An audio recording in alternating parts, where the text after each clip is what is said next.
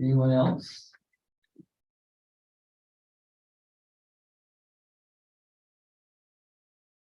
Hi, my name is Michelle Meyer and I've lived up there as long as Nancy. As far as we were concerned, we were about the third house built up in the cove. That access road was built there for a reason, for access to the back of all of our properties. So over the last couple of years, when we needed to bring in dirt, we were able to use that access road to come in the backyard of our house of all those houses lined up there. A couple of years ago, the city came and chained it off. And they said cars aren't allowed to go up there anymore because that manhole needs to be accessed by public works. So they chained it off and they said, this is a city, you can't go on this road unless you ask the city to unlock it. And so my concern now is, I don't understand how that road can now be a private driveway when there's a manhole on it. And over the last couple of weeks, there have been cement trucks up and down, but we're not going to Michelle's property. They're that owner's property, that they're the ones that keep blocking the road. And so they're having cement trucks going up and down that road, and then Michelle's not allowed to do it. We've never had a problem. And so I don't understand how an access road would also deemed to be someone's private driveway. It's just not right that she can't get to her backyard to build her house. And we're just very confused because at the time, a lot of access roads up there are chained off. If you go up in the cove, they have a chain and they are locked. And for some reason, that one's been granted access to be unlocked, so it could be someone's private drive. So we're just very confused. Thank you. Okay.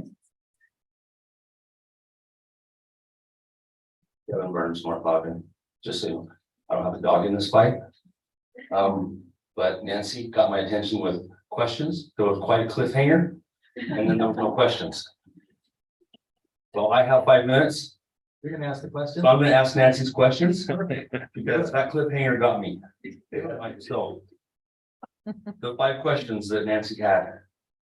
Why was the parcel's legal designation as natural open space not shared with the city council during the discussion or public hearing, and instead only referred to as surplus city-owned road? And we can provide you with a copy of these questions if you would prefer. Did the mayor have question number 2, did the mayor have an obligation to disclose his conflict of interest in the January 26th public hearing? Does lack of disclosure invalidate the decision? Question number 3, by granting the easement to use this road as a permanent private driveway, was the council's intent to limit other bordering property owners from using the road for construction or occasional access, as has been done over the past 10+ years, including by the owners who are now trying to restrict others? Question number 4, is more protection needed for natural open space in North Ogden, including communication with adjacent property owners for a proposed change?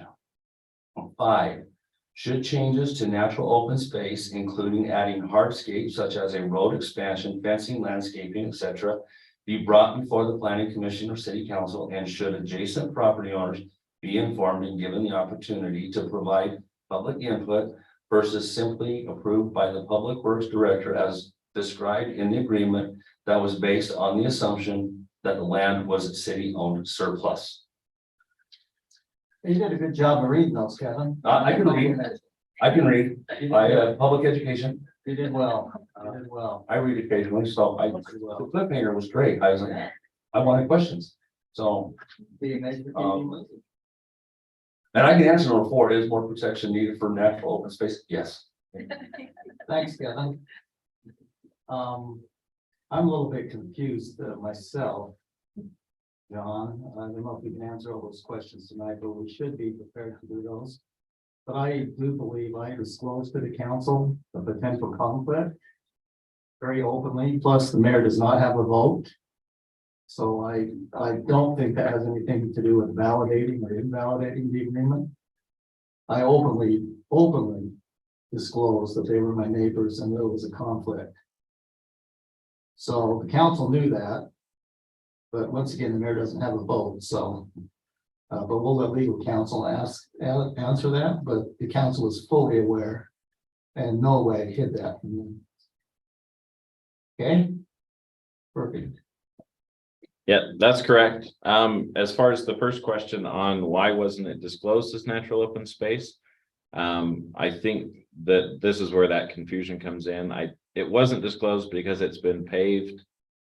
It's been a paved manhole access since before the plat was changed. And when the plat was changed, the city's always just assumed that it's paved, so it's not incorporated. The natural open space is actually a detention basin that was dug out and created as part of the development. And so it's more natural now than it was when it was originally constructed. But I think the intent of that is to protect it and is to keep it as an area for the neighbors.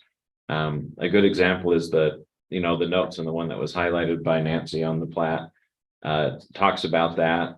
There's other notes on the plat. I think there's even one that says there shouldn't be any fences installed around that basin. And I'm not sure that was the intent of the group, because I believe some of the residents up there have installed fences. I think that the intent was that the city couldn't install fences. So there's all these weird provisions that I think in the discussion that happened in 2012, there just were some things missed and no one anticipated what it was going to be.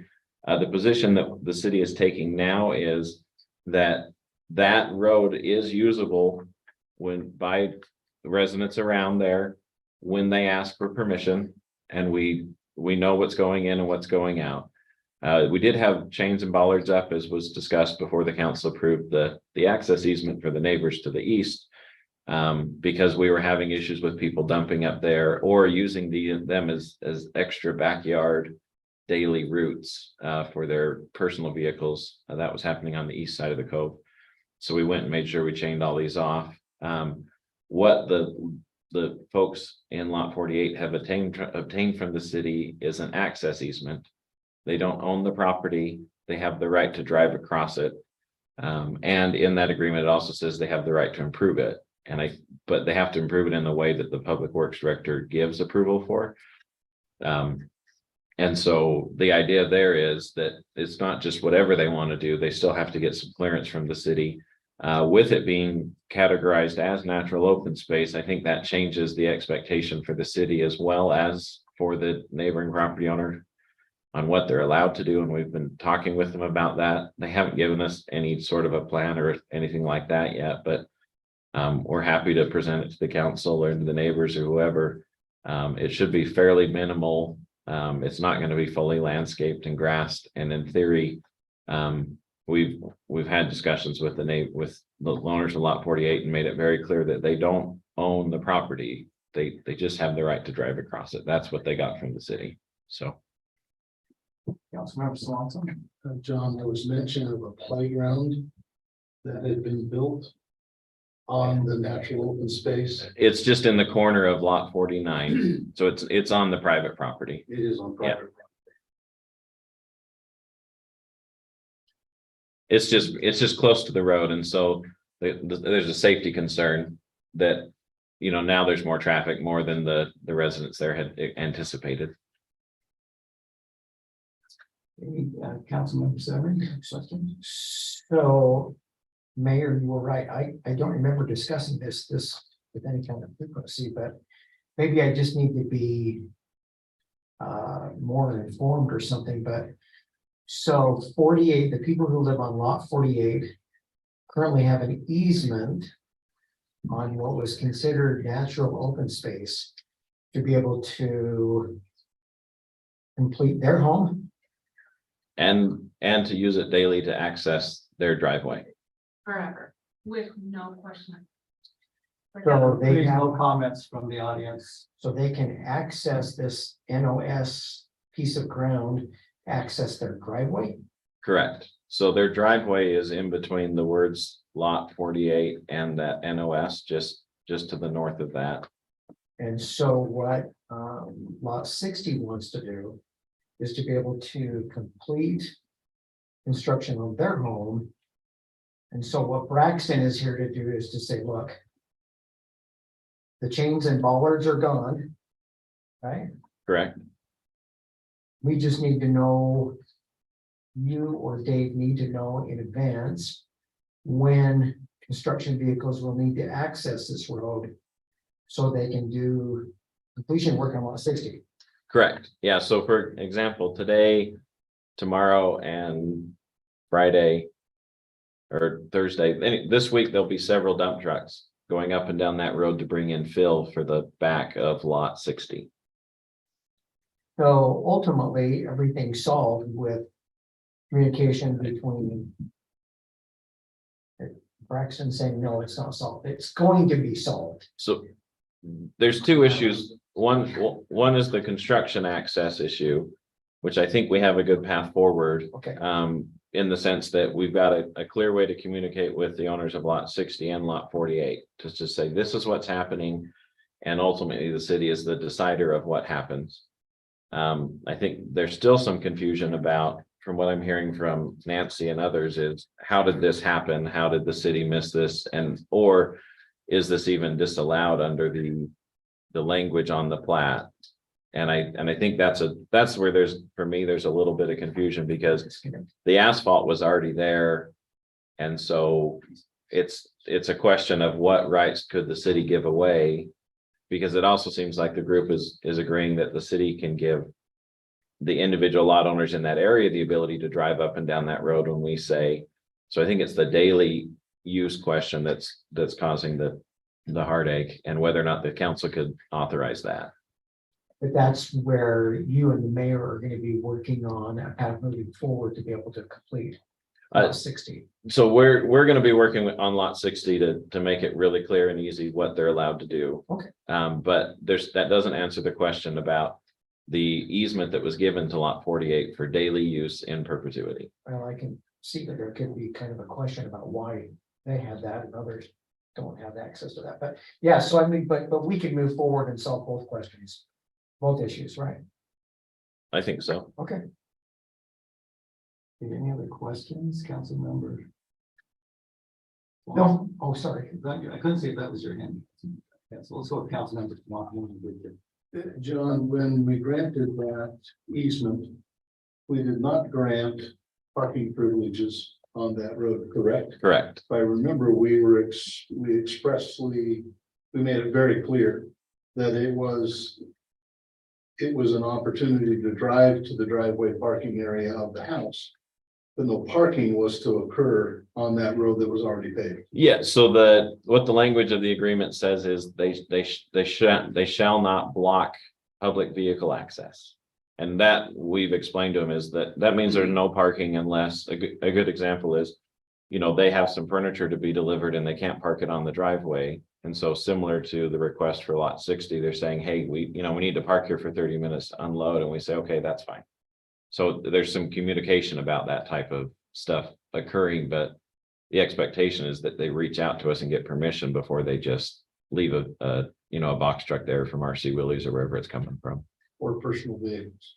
Correct. And there has been a lot of construction vehicles parked on that road with them finishing up the house. Can I ask one more question there? I think we got council member Belfast, then we'll go. Oh, sorry. I've always wanted to do this, but I wasn't on the city council when this all happened. Just wanted to say. Oh, my God. Yeah, you're quite being, I don't know, veterans. All right. Let's go to council member. So Well, so just then for clarification for me, lot 48. Do they have keys that they can, if this has got chains and bollard on it? The how do bollards they are have gone. access it? They're gone. Oh, they're all gone. Yeah, we took them down when the council gave the easement for the access. The plan was always to move them up to the top of the asphalt, because we still have the fear of people using it as a place to dump couches and things like that. That does happen in other parts of the city where we have these accesses. There's one up on the mountain right now, I can tell you. Okay, yeah, so I think my understanding is we can work out getting access there for construction. I'm a little bit confused with people still saying they don't have access. Because I think we've made that clear, there's going to be access up there. So we'll get that worked out, and hopefully we can get an agreement in place. If not, I guess we have to take another course. Okay, any other questions, council? John, I think it would be good to get in writing the answers to their questions so that they have those. Okay. So if you could take on that assignment to get those answered, that would be good. Is there anyone else that would like to comment this evening? You went online, John. No, not at this time. All right. We'll move on to item number 6 on our agenda. We have Jamie with us this evening, our finance director. She will be discussing an act and considering the proposed budget amendments to wrap up the fiscal year. So.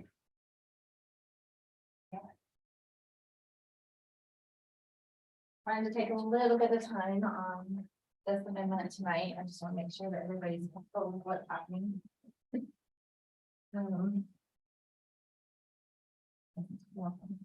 I went ahead and knocked the whole budget for you.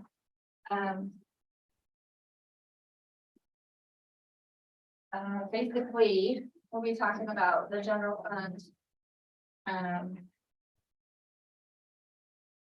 Here we go. So we are increasing the general fund revenue by a net of 1.4 million. And I want you to start on page 1 of the actual budget document where the spreadsheet starts. Want to go down some of these items here. You all know you've been getting the sales tax revenue reports. For right now, we're anticipating an increase of about 200,000, which is the estimate for the year, but I only included 150,000 of that increase into the budget. Mostly just to be conservative, a conservative number. I mean, if the stars misalign in the next 3 days, you don't collect all of that. There's some cushion there, and I'll explain further. Down on licenses and permits, I just checked the numbers just before this meeting for building permits, and that's item number 1032-210. We look like we're gonna end up at 350,000.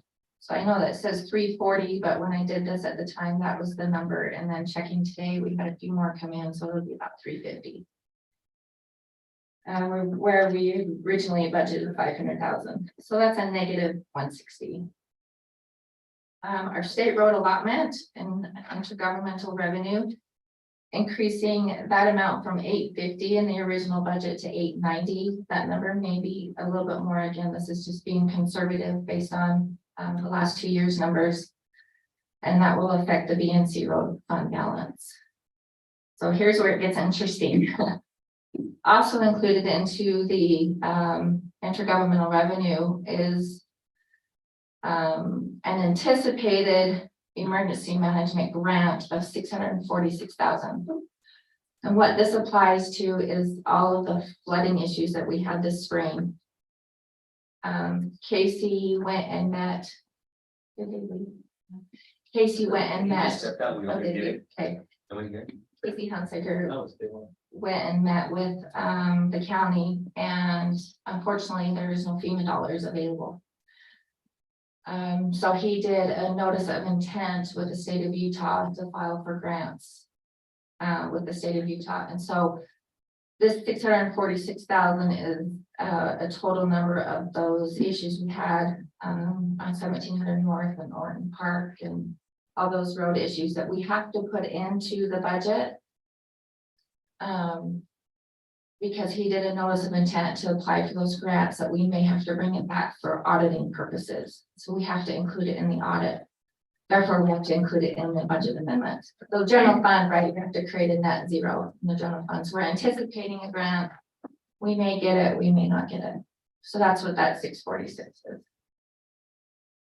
Jamie, just to clarify, though, we still have the expenditure, whether we get the grant or not. Yes. So that falls into the. This is Excuse me. Choking you. Choke on my water. All right. Sorry about that. All right, so for charges for services, you can see subdivision fees and plan check fees just aren't coming in. I checked those ones as well. And the plan check fees might come in at about 110,000.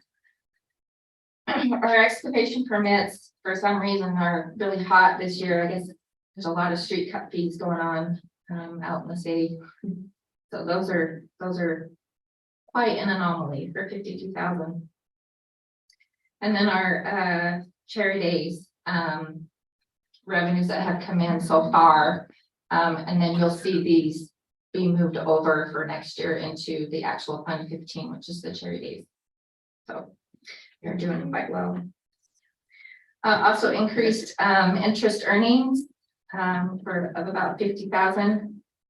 And then our contribution and transfers, we did receive a little bit more donation funds from our last amendment and for the police fund. So increase that the 11,750. Those were for the drones, and you'll see that expense match there in the police fund down in and 1054. And then on 1038,800, again, that's the Class C boat fund balance to be appropriated. We are increasing once again, for snow removal expenses, an additional 51,000.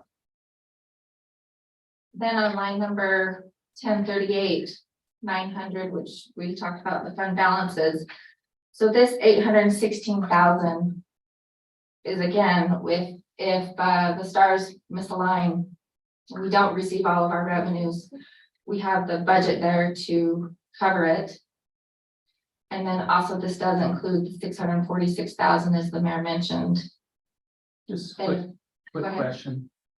John, can you show this as she's talking about it? Because I see a lot of confused looks in the gallery and we are following right along with the paper. Is it possible? It should be if it's attached. Is that just the ordinance? So this one's just the ordinance. This one, I was starting at the top with the Sorry. summary sheet, but we can go down into this if you want to. Is that one the one that was printed today?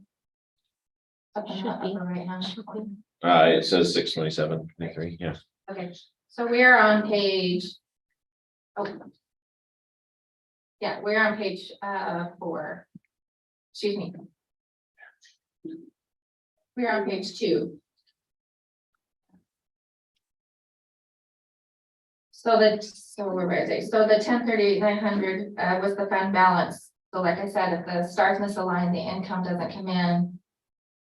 We have a little bit of cushion there, but this also includes that 646,000 if we don't get that in grant money. And again, that's really for auditing purposes. The difference is in the past, we've never had to worry about appropriating fund balance, just because we're zoning in closer and closer with our revenues to where we would just get tons of revenues where you would see bigger dollar numbers, and you'll see that later on, bigger dollar numbers that are just going to fund balance or being transferred to capital projects. So really, it's just accounting purposes, and then also to save us from 90 notes from the auditor. But just once again, to make sure it's clear, we have the obligation to repair the 640,000, whether we get the revenue or not. Yes, yes, that's another topic, yes. All right. On page 3, and in administration, there were just adjusting the salaries and benefits, and this was adding the additional part-timer that is actually in the administration department. However, it mostly affects the utility funds because of the dynamics of the department. It's in Bryce's department, but they were hired to mostly support the utility funds, and therefore that's why the admin offset is there as well. So we're actually decreasing. So if you want to go to the next page, page 4, we're actually decreasing the fund by $3,800. So then when we get down into on page 4 there, we get down into the non-departmental. This is where you'll see the actual expense for the 646,000. So this is where it creates a net zero. Anticipating those costs there. Again, just some adjustments to the admin fee. some more hardware added as small equipment. And then just increasing some costs for the youth council.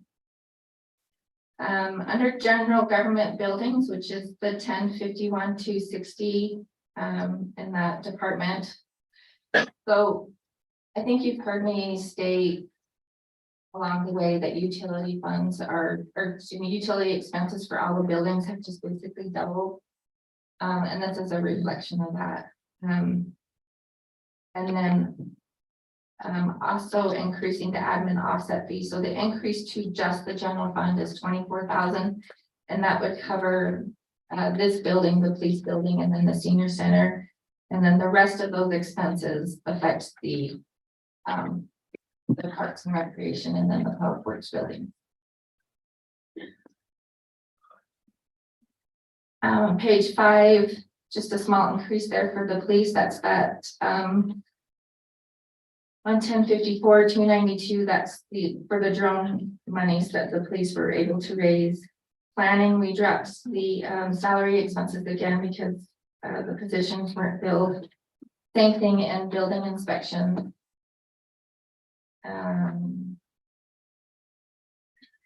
When we get down to streets and highways, which is the fund 1060 on page 6, this is where we increase costs for the snow plow. That's why we increased the fund balance for the use of BNC road money.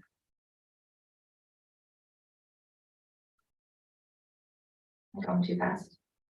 Okay. Community events on page 7, down on 1062, we reduced salary and wages. And let's see here, nothing else in parks. And then on page 9, so this is to sum everything up. Excuse me, at the bottom of 8, you'll see that there's a capital transfer fund, improvement fund of $100,000.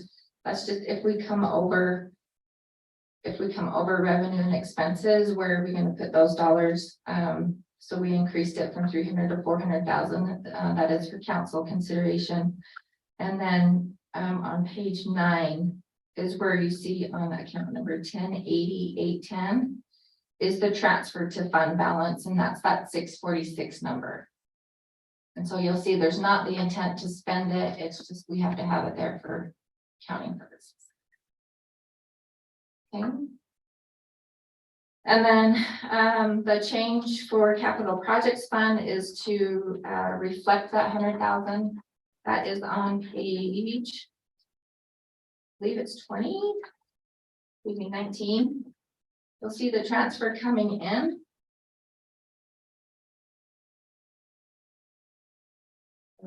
The transfer coming in, and then at the bottom, you'll see that we are just applying it to fund balance. So it is not earmarked for anything at this time.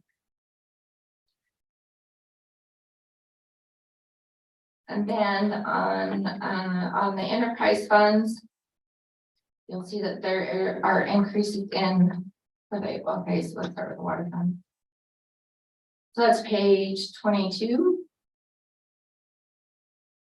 The increases in the revenues there is mainly the interest income, and then we did reduce connection fees because we're not getting as many building permits. We decreased the employee benefits and then increased the admin transfer to balance everything out between the general fund and all the enterprise funds. And so that was equal to net zero. In the sewer fund, figured out in there after our conversation. In the sewer fund, we did show an increase in revenue of 215,000. It's because last year, when we set the budget, we were basing it on 2021 numbers, not 2022 numbers. It was never adjusted after the discussion. And then later on, I know that we do have a consolidated fee schedule adjustment, and we'll get to that, but I'm happy to say that currently, this is the right place to say this, but I'll just say it. So currently the $215,000 is good news because we are 1.2 million away from our goal of being where we need to be in 2030. And so between what's going on this year and the consideration for next year, will just be that much closer. To instead of 2030, maybe 2028. And of course, this doesn't include inflation numbers. Right. And then we did increase, so that at the bottom of expenditures, we did increase the admin offset as well.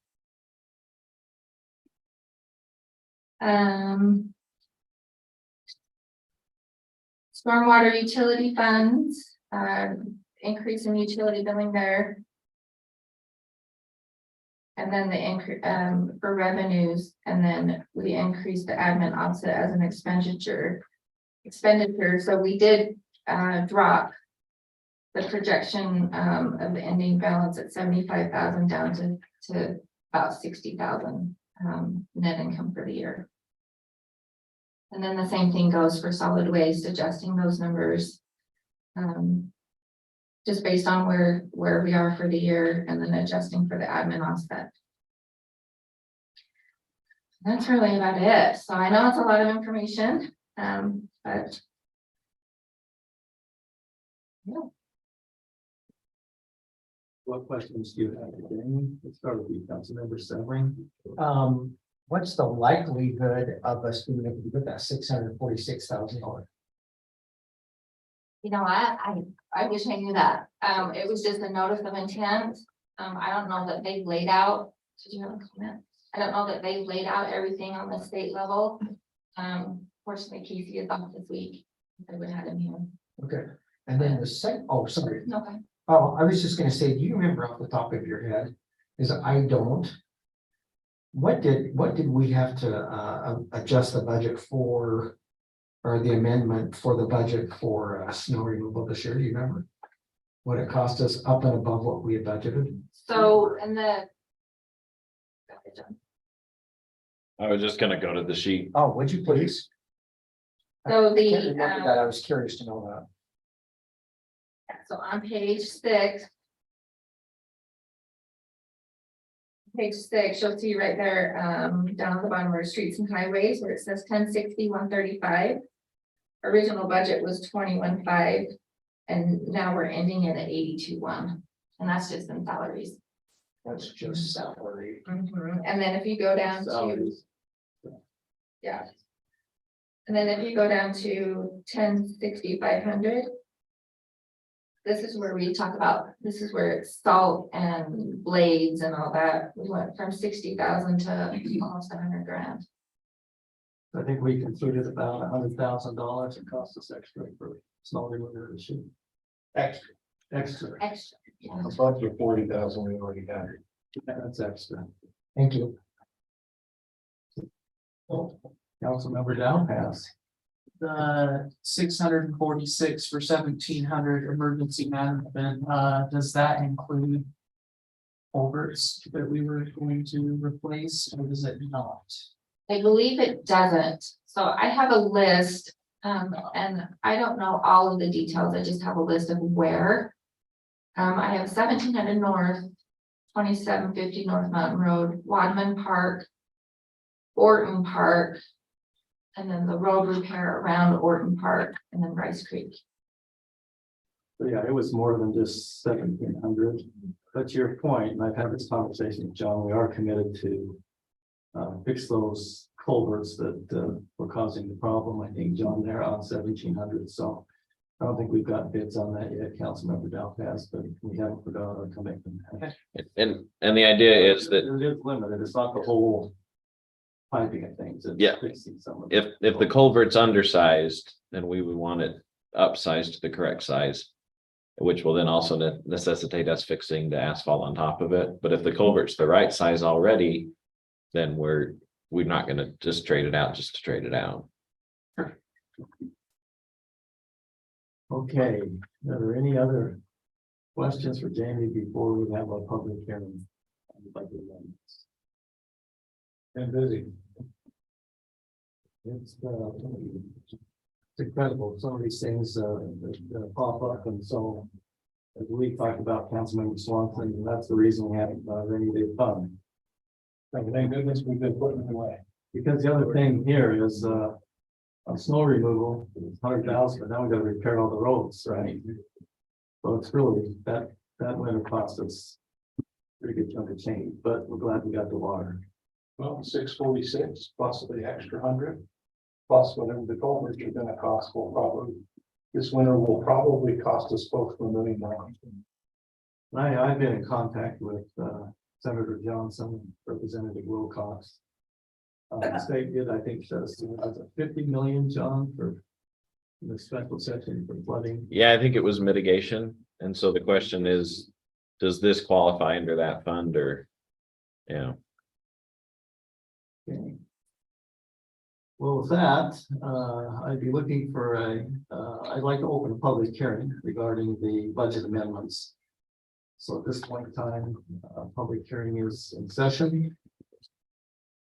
Anyone like to speak to the budget amendments? John, anyone online, anyone here?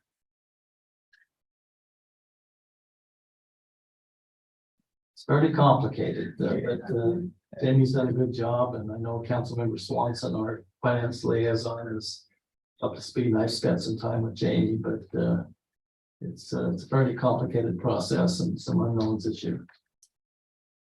Okay, anyone? That would be the time. All right, I see no one here. John, you're telling me there's no one online, so I would look for a motion to close the public hearing. Councilmember Swanson has made a motion to close the public hearing. And a second to his motion. Second. Second by Councilmember Barker. Is there any further discussion? If not, all in favor of closing the public hearing, please say aye. Aye. Any opposed? Councilmember Extrem's with us. Thanks for joining us, Councilmember Extrem. Good to have you with us. All right. I would now be looking for a motion regarding ordinance 2023-13. This would be a motion to approve the fiscal year 2022-23 budget amendments. Once again, that's ordinance 2023-13. And Councilmember Barker, make a motion, we approve ordinance 2023-13, amending the budget for fiscal year 2022-2023. thank you, Councilmember Barker. Do I have a second? I second that, Mayor.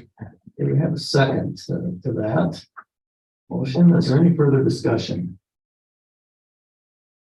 And I apologize for my failure to announce how we would do roll call votes tonight. But we'll start with Councilmember Ekstrom and just work our way this way. So we'll go with Councilmember Ekstrom, then we'll go with Councilmember Severie. Councilmember Ekstrom, are you in favor of this motion? Yes. Councilmember Severie? Yes. Councilmember Dowpass? yes. Councilmember Swanson? Yes. Councilmember Barker? Yeah. Motion passes unanimously. Jamie, once again, thank you for your good work. Now we're going to have Jamie talk to us about resolution to amend the consolidated fee schedule. Hopefully you had a chance to look at that in your packet. This will be in regard to resolution 03-2023. So Jamie. Right.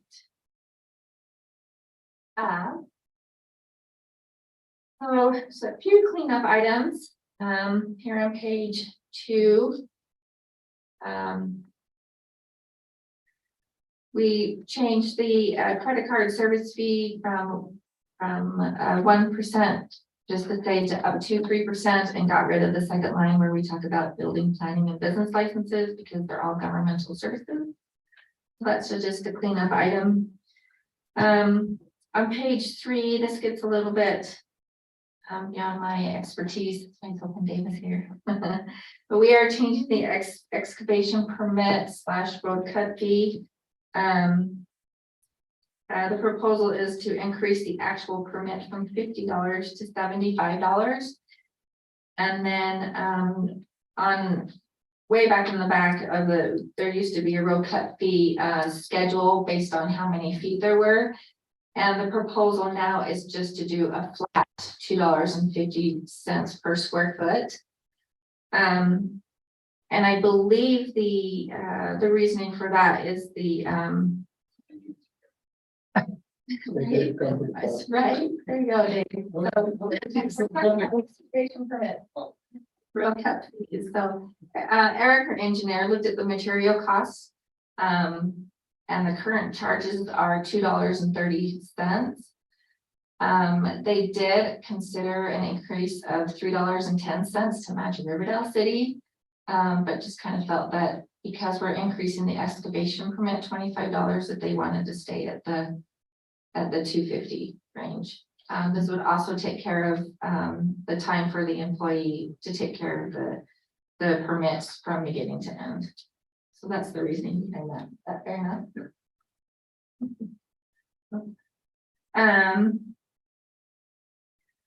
The reasoning for upping the $25 fee, upping the fee to $25 from $50 to $75 was just because we're going to the new online permitting system, and the number of permits issued have been significant over the last 2 years.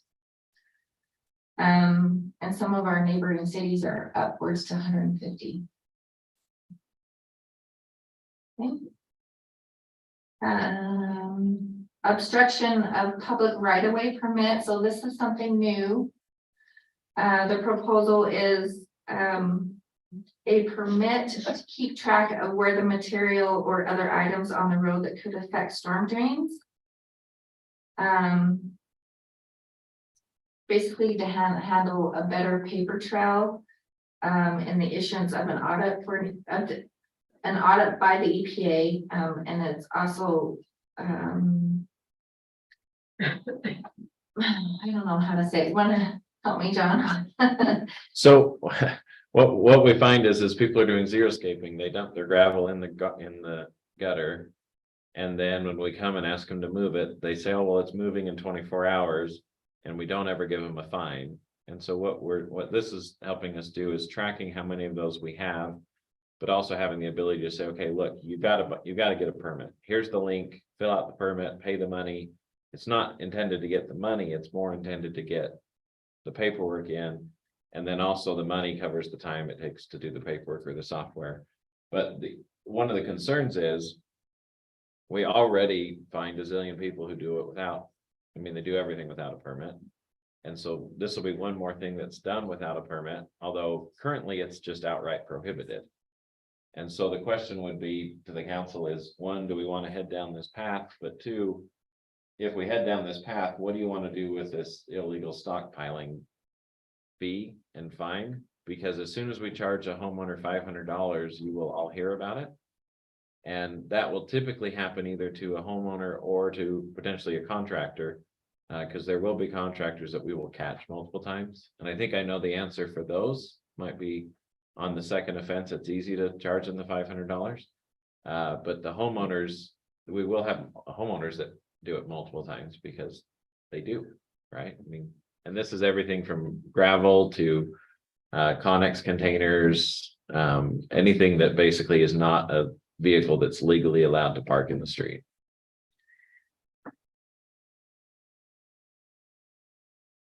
Okay. I'll let you absorb that for a minute. On page 8, this applies to the swim diapers and the plastic pants. The fee was originally removed because I believe we got donations from the county. And I think that those supplies are dwindling now. And so we just put as, I can't even read that, John. As posted, As meaning posted. that at the aquatic center will post the amount based on how much we pay or don't pay.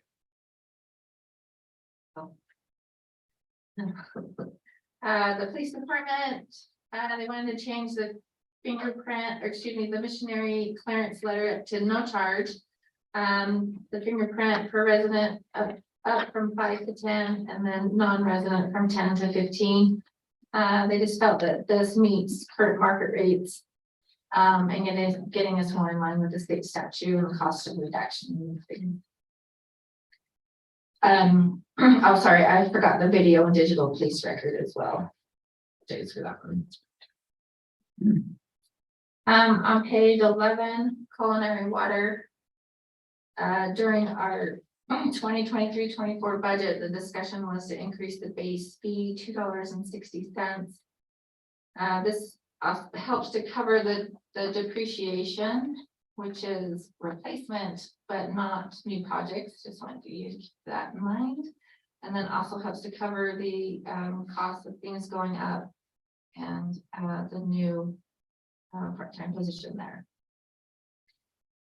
On page 12, the collection fee, that was just an update. That's an old amount, the $50. It's been 30% for quite some time now, so that's a cleanup item. And then the sanitary sewers, so we are increasing the Central Weaver sewer fee $1.22 to help cover those pass-throughs from Central Weaver City, Central Weaver Sewer. And then for the city side, it is $1.63. And again, a few minutes ago, I talked about how we're getting closer to that $1.2 million number for 2030, and this helps us get us there. So the total increase for sewer would be $2.85. Councilmember Swanson, The $1.22 for Central Weaver Sewer. That's the complete pass through, right? It's not a portion thereof. No. It is the total pass through. And then on the last page, we do have an increase from Central Weaver Sewer for their impact fee from 2578 to the 2631. And then at the bottom there, it reflects what I mentioned earlier. There used to be this grid for the street cut road fees per square foot, and we just eliminated that and $2.50 per square foot in the new table. We also added a collection fee on that, same as the utility bills in case we have to enact that. So anything else, Jamie? that's it, Mayor. Council, do you have questions for Jamie? Yes. Heard extensive, hopefully you had a chance to review that prior to the meeting. Have any questions? Okay, I'm not seeing any. Jamie, so that means you must have done a fine job. Hmm. on that. Yeah. So this is resolution 03-2023, and council, I would be looking for a number of the body to approve it and make a motion to approve this resolution. And then the consolidated fee schedule. Do I have such a motion? Mayor, I move that we approve resolution 03-2023, amending the consolidated fee schedule as presented. Thank you, Councilmember Swanson. Do we have a second to that? Second. Seconded by Councilmember Dowpaz. Is there any further discussion? We do have John at the end who would like to make a comment. Just council, are you comfortable with the street blockage permit and the enforcement of that? The strict enforcement? Councilmember Swanson. John, I made a note while you mentioned that, and I meant to say that. I'm all for a first offense warning. A second offense fine.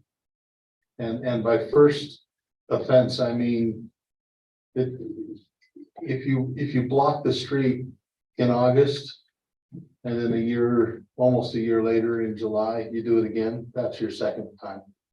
It's not your first time again. You knew from a year ago that you shouldn't be blocking the street with whether it's a Connex or it's gravel or whatever that gets dumped. I've seen an uptick in the amount of landscaping material that's being dumped on the street. And in some cases, it comes, a third of the way out into the total road width. It really is quite hazardous and irresponsible of the homeowner. So I'm okay with a one-time warning, and then after that, you get the fine. So with that, if that's where the council wants to go, then I would suggest we add the second offense language. Because then that allows the people who are enforcing to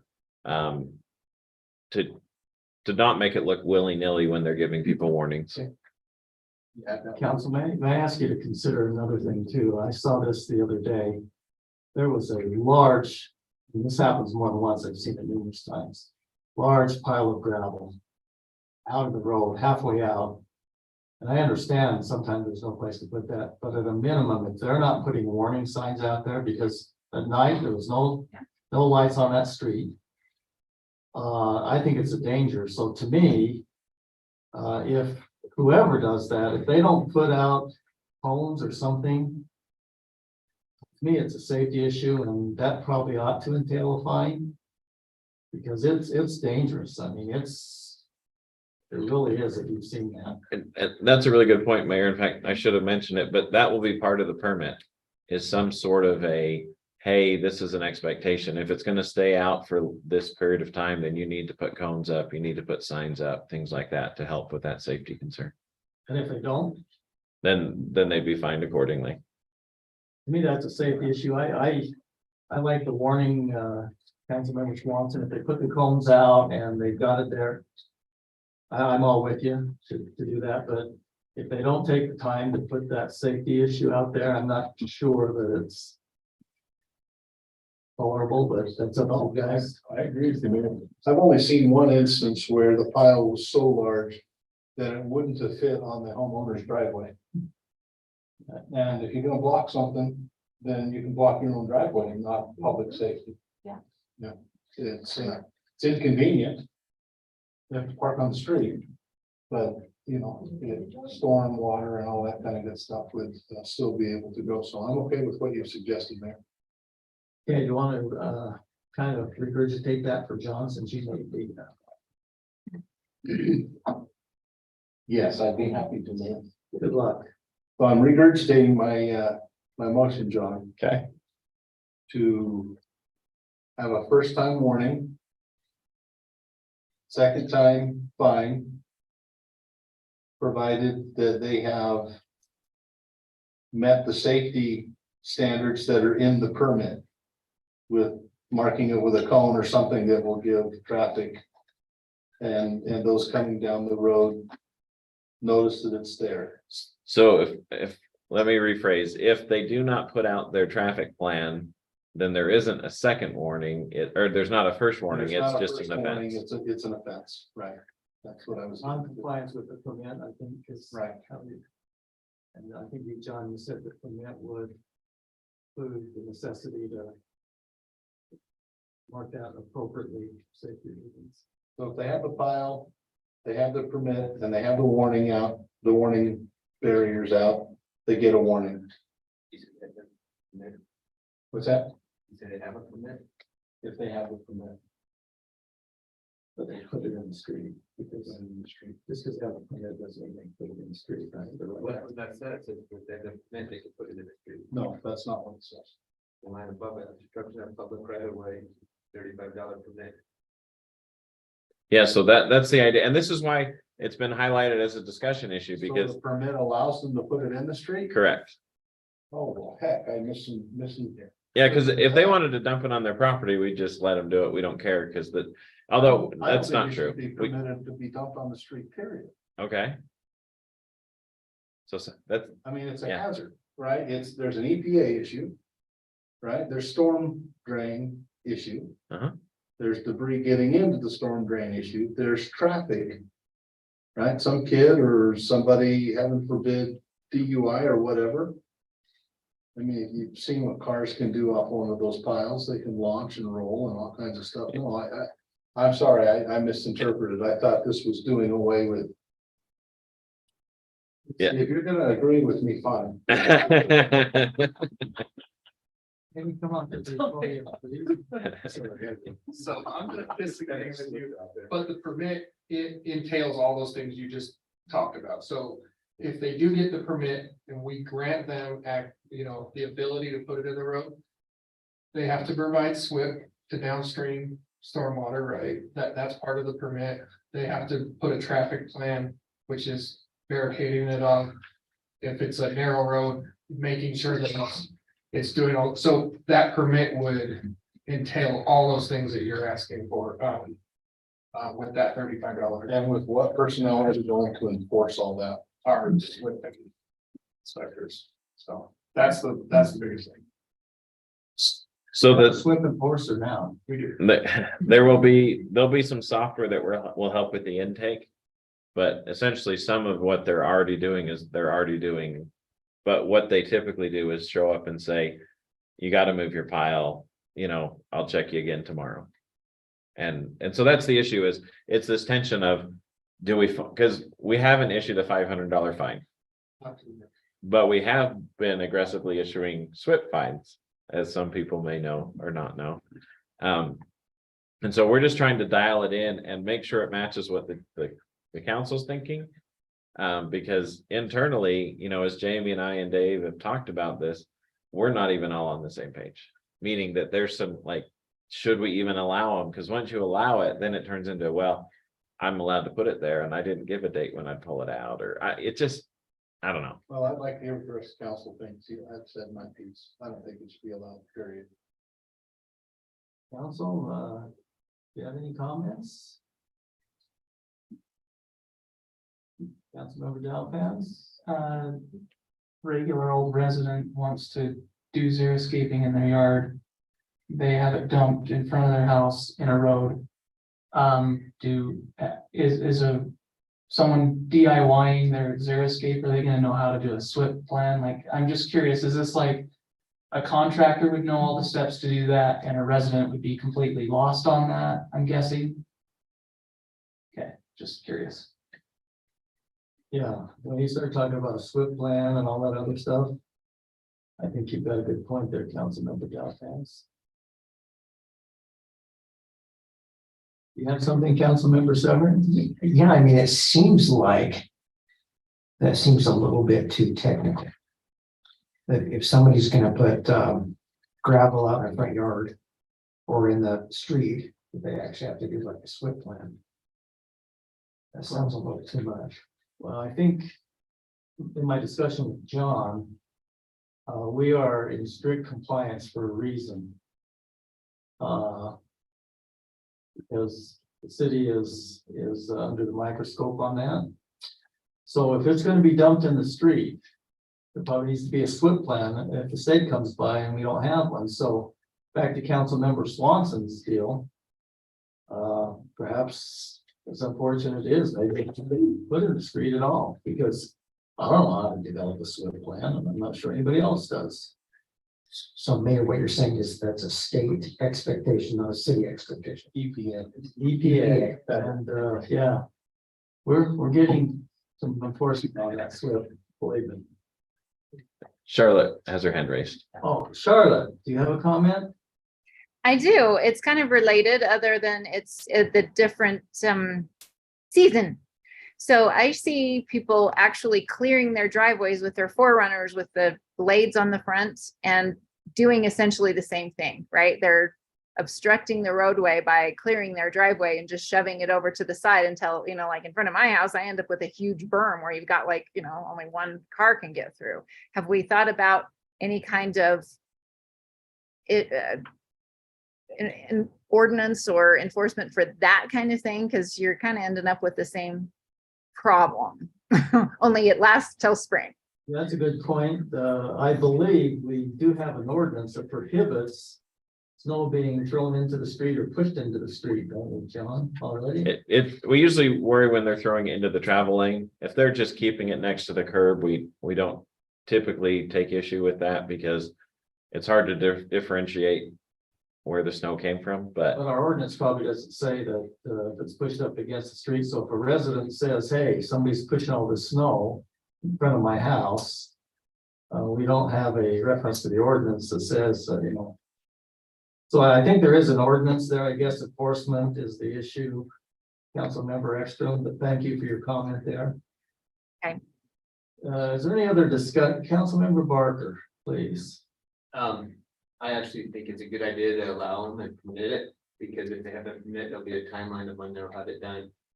They know they have a short time window to get it done. They know they have to do certain things. So if it's permitted, if we issue the permit, then I don't see an issue with dumping in the roadway. I mean, it's similar to right now improvement. They're doing road construction all up and down it. They have traffic plans and everything else. Anytime you're working in the road, you should have a permit. And I agree. My concern is, what resident knows how to develop a SWIP plan? I guess you could pay somebody to do that, but I guess I'm Councilmember Barker. I'd be interested in your comment on why they can't just put it in their driveway. Because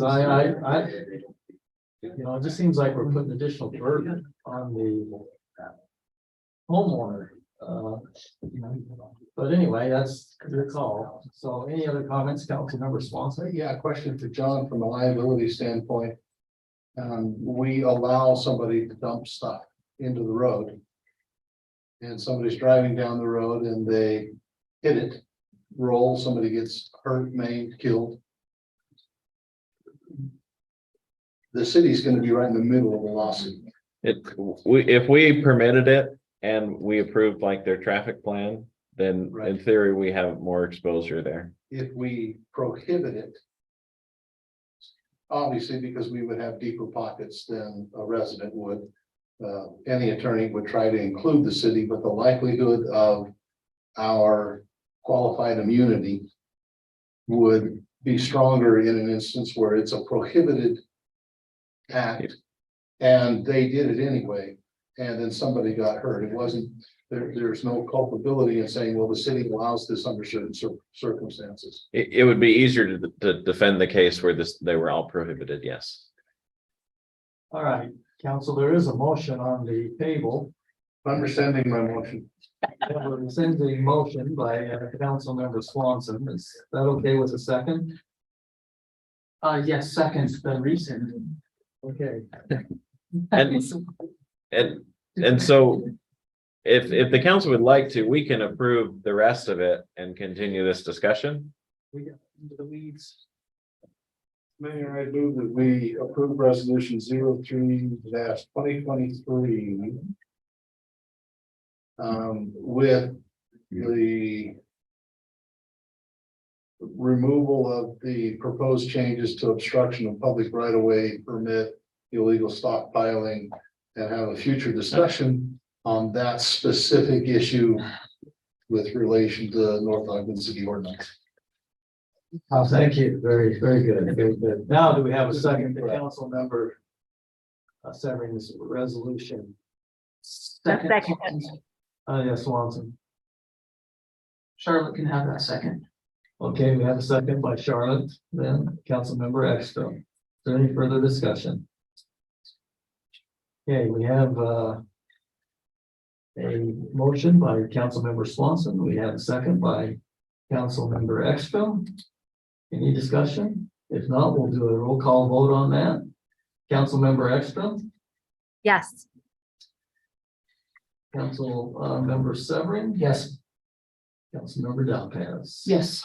Councilmember Swanson Yes. and Councilmember Barker. Yes. The resolution passes unanimously. Thank you. We'll now move on to a discussion or action to consider a credit card policy. Jamie?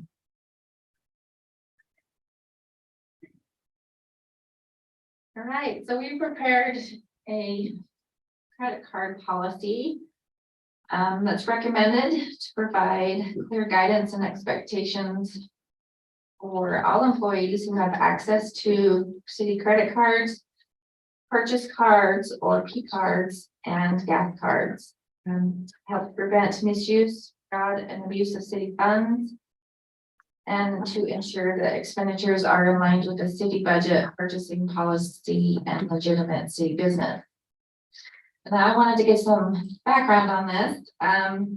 Initially, this is the template from the state auditor's office. It was tailored and tailored to North Ogden City, and also reviewed by the audit committee. And then they had some recommendations that we have incorporated. Basically, the policy describes responsibilities of the cardholder, roles of the treasurer as the treasurer responsible for city funds, and then also in the finance department for processing payment. One of the recommendations coming from the audit committee is to expand on the approval process for the credit cards. So we did include that, and it applies basically to the hierarchy of the city. So basically, all the cards are looked at by someone else other than the finance director and the treasurer. It also explains approval process, or excuse me, approval purchases and prohibited purchases. And again, following the purchasing policy. We It is recommended that every receipt must be accounted for regardless of the amount of the transaction. The auditors, I think, would agree. They would tell you that basically these cards are an extension of either cash or checks. Therefore, all transactions are required a receipt and an explanation, but there is a missing receipt form that is attached to this to be used only in rare cases because that would be when it does happen. So also explains the routine in which the cards are reconciled. They're reconciled monthly and how they're paid. And in the end, that there's agreement, at the end of the policy, there's an agreement with the city and the card holder to understand each side of the responsibilities. And that's really it. Yeah, hopefully you have a chance to review that agreement. I believe it's a template pretty much from the state. Yes, no state auditors. State auditor's office and Councilmember Swanson, I think you're aware of this in regards to our risk assessment. You're familiar with this. Do you have any comments or? No, this is the last in our risk assessment to lower the risk of fraud, waste and abuse here in the city. This is the last piece that we can earn as a city our size. And we will have the lowest risk assessment score that can be had by a city our size. So the last 2 years has been pretty awesome with the help of the audit group, the audit committee and Jamie and others within the city to get us to this point. Rick? All right, thank you. Any other questions? If not, I will seek a motion regarding agreement A05-2023.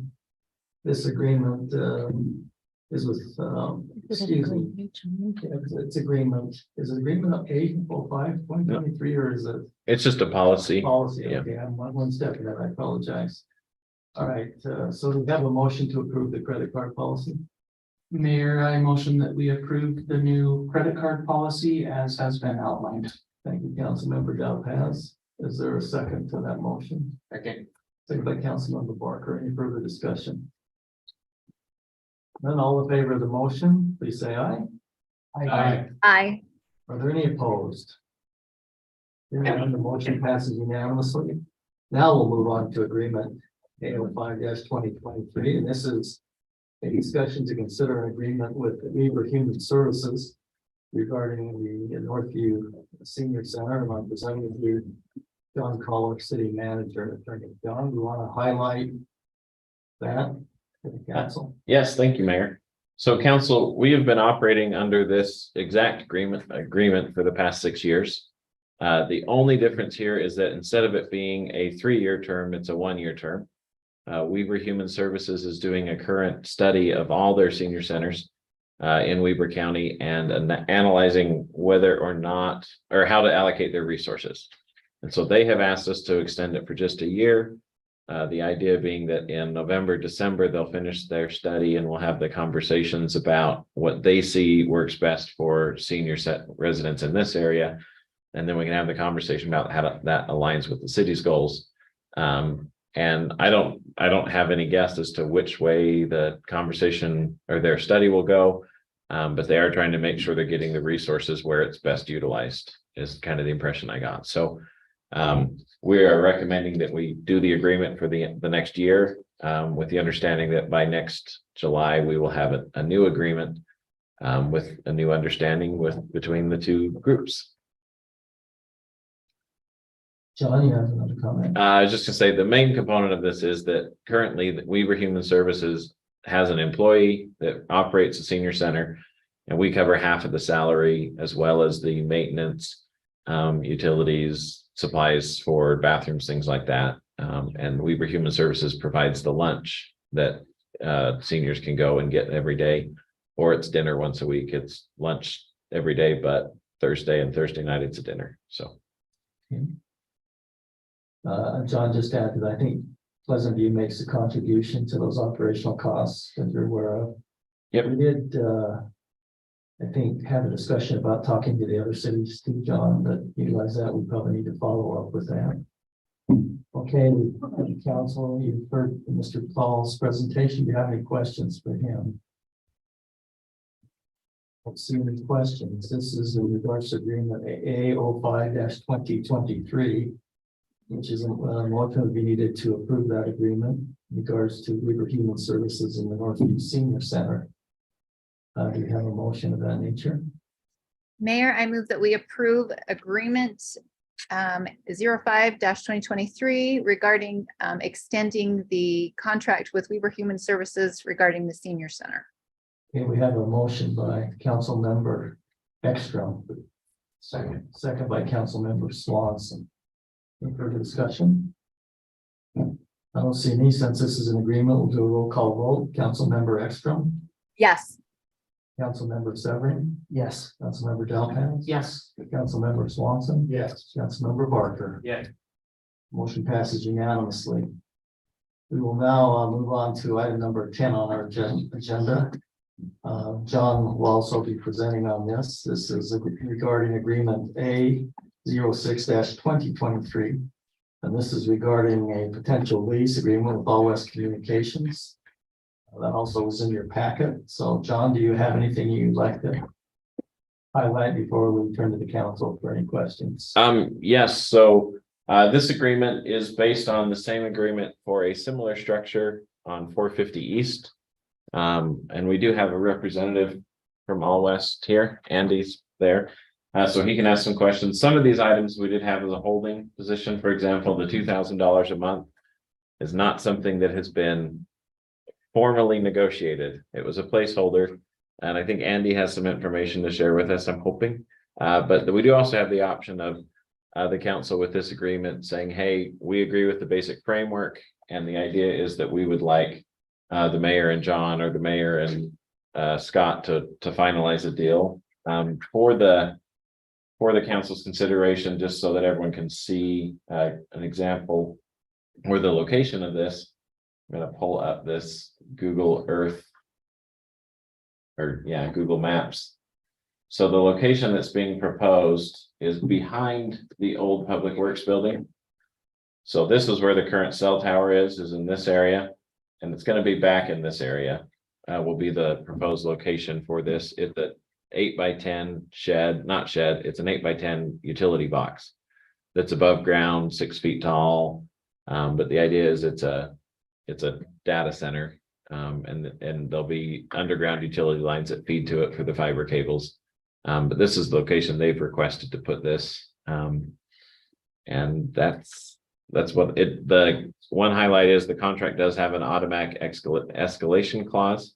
It's 5% every 3 years. And so that would just continue in perpetuity. And there is the ability for both groups to cancel the contract. It is for a long time, because when they install these data centers, there's a lot of capital investment. I believe and so the initial term is 20 years. And then the group would have the option, city council at that point would have the option to not renew the agreement, but we need to give them at least a year's notice to not renew. And if we decided, then it would just go year to year after that if there was some dispute about the agreement. So those are the basic terms. And Andy might have some other questions for the council or information. Before I ask Andy to come up, do you have any questions for John after reviewing the agreement? Andy, do you have anything? You'd step up to the podium and give us your name and your resident of North Ogden. Thank you. My name is Andy Thompson. I'm here representing All West Communications. I am not a resident of North Ogden. Sorry. No, I explained it fairly well. I think is you'd be well aware by now. All West has been working for 3, 4, 5 months now on installing fiber to the home. The intent is to make it available to every home and business in the city. The cabinet that's being requested to go on this lease property is the integral component to that network. Actually, at this point in the game, if we get the cabinet in and up and running, we can start service to the homes and areas where the fiber's been installed. It's not the whole city yet. We're still working, but we can start that up and people could start getting some benefit from some of the pain we may have caused. As John mentioned, we haven't had a significant amount of time to review the actual contract. Most language is standard language, so really just the fee. We're doing research on that to see what the going rate for similar facilities might be. And then also included against that fee would be All West providing service to city facilities as payment for the fee, if that's the way it turned out to be the best for both entities. Okay, thank you, Mandy.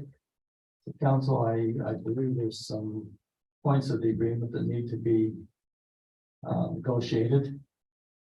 I don't know if you want to defer that or if you want to allow myself and John to negotiate the fee and how that would be paid. I think that's the issue at hand. I do think it'd be nice to move forward so our citizens can start using that, but it's up to you. If you have any questions for Andy while he's still here. Councilmember Dalpas, go ahead, please. This is in addition to the other one on 450 East, or is this the only one? Are we still gonna talk about 450 East later on? I think this is separate from 450. This is not inclusive. They're separate companies. Okay. Any other questions? I would like to proceed, Councilmember Barker. Is this an agreement number? Motion. It's agreement 06-2023. Mayor, make a motion, we approve agreement A06-2023 with All West. And I'll leave that terms of payment between you and John Call. To negotiate that, Yeah. the amount and how it would be paid. Yep. Okay, I second that. And a second to that. Any further discussion? Once again, this being an agreement, I would seek a roll call vote, and Councilmember Ekstrom, we'll start with you. Yes. Councilmember Severin, Yes. Councilmember Dalpas. Yes. Member Swanson, Yes. Councilmember Barker. Yes. The motion passes unanimously regarding agreement 06-2023. We will now enter into item number 11 on our agenda. This is an action to consider an agreement with Mr. Calls, our city manager. As you know, we've had an agreement in place for some time. I believe that agreement matures on June 30th of this year. And so Mr. Call is anxious to see how your feelings are about renewing this agreement. Well, it doesn't hurt if it swim a little bit. Council, the major changes in this, and I'll go through, I think you've seen those in the agreement. Previous agreements basically allowed the mayor to terminate the services of the city manager. I felt that was a little bit unfair to the city manager to have their livelihood put in the hands of one individual. So in my discussion with John, I suggested that perhaps we change that. Yeah, the mayor would be allowed to suspend the city manager, but then we bring that to the council for discussion and resolution. Personally, I think that's a fair situation for the city manager. But that's once again up to you.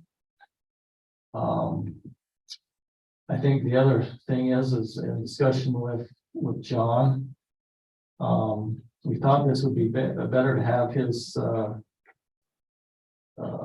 contract maturing on a kind of election year. You know, I found as employees of the city, it's a little bit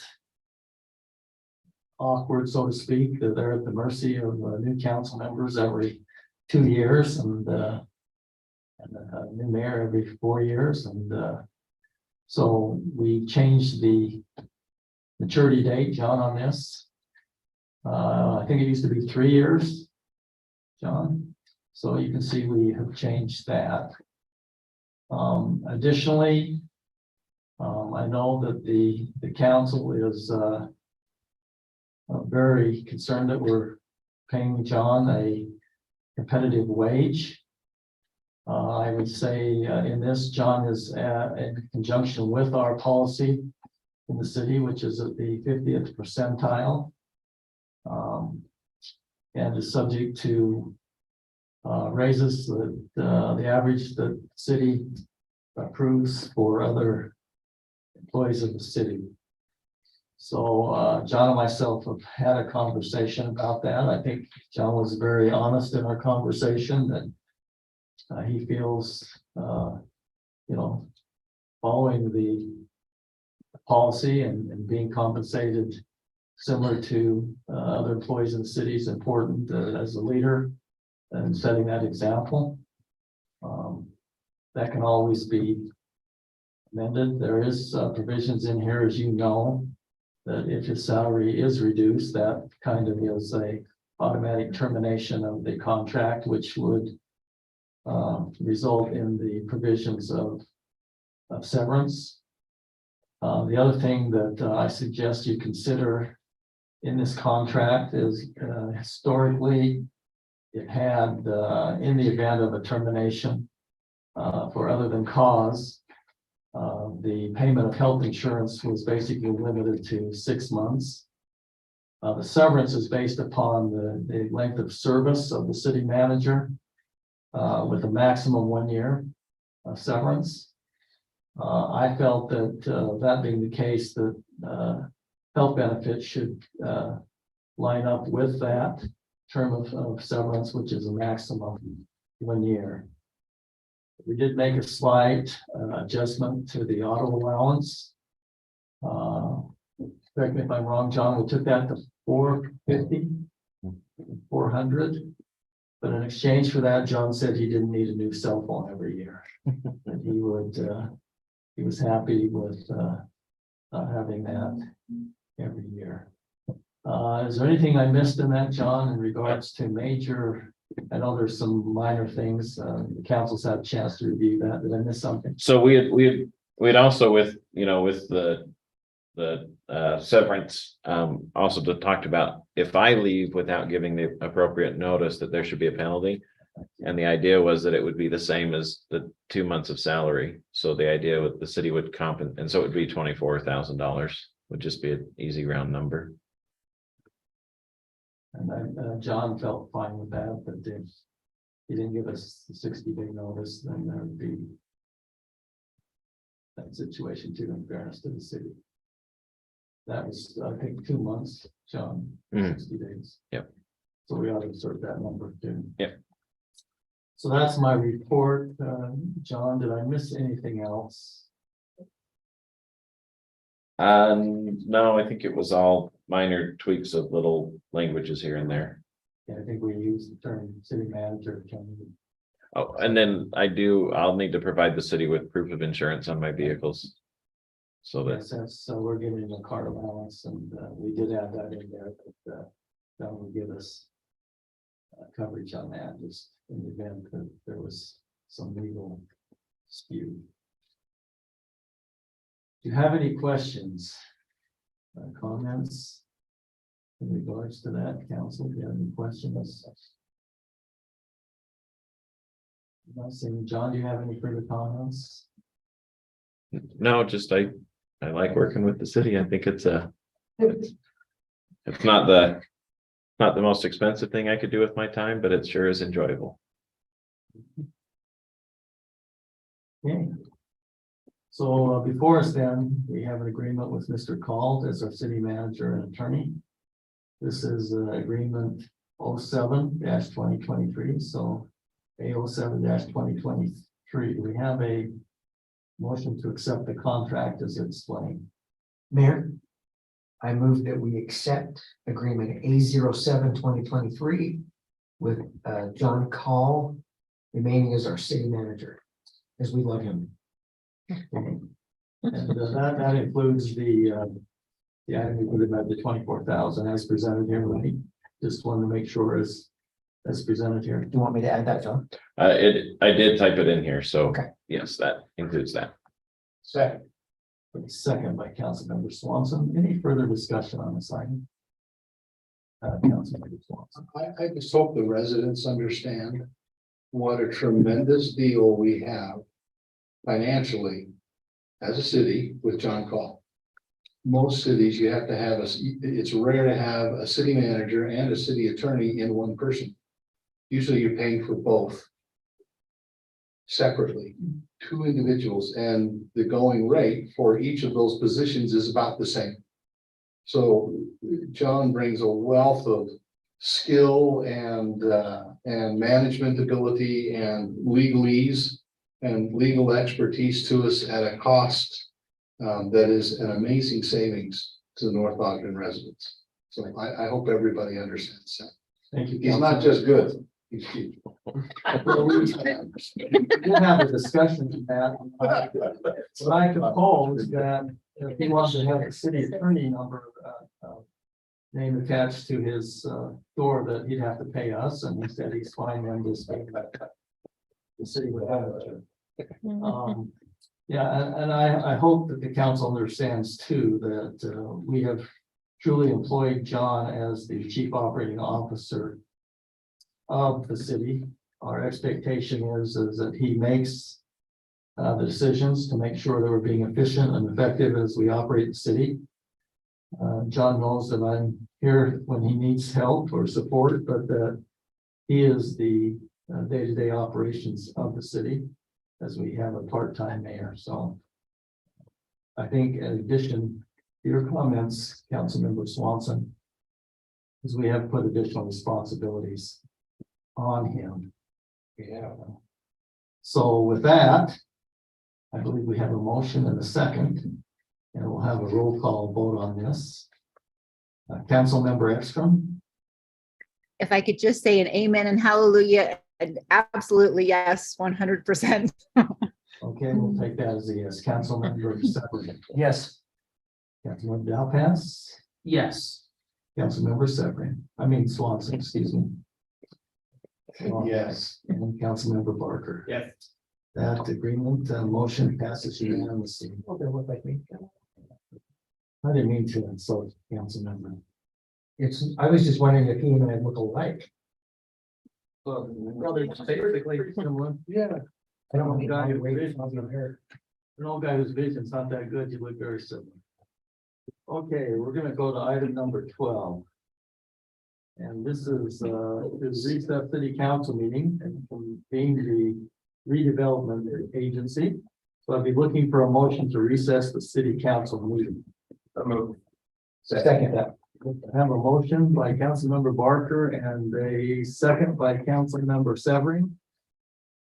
And to recess the city council meeting. Is there any discussion as we enter into the RDA meeting? All in favor of that motion, please say aye. Aye. All right, members of the RDA, we are now in a meeting regarding the amendment to the RDA fiscal year 2023-24 budget. John, are you going to address this or is Jerry? I will. So council, this is a cleanup item or committee members, board members. In the document that's presented to you, this said tentative budget instead of final.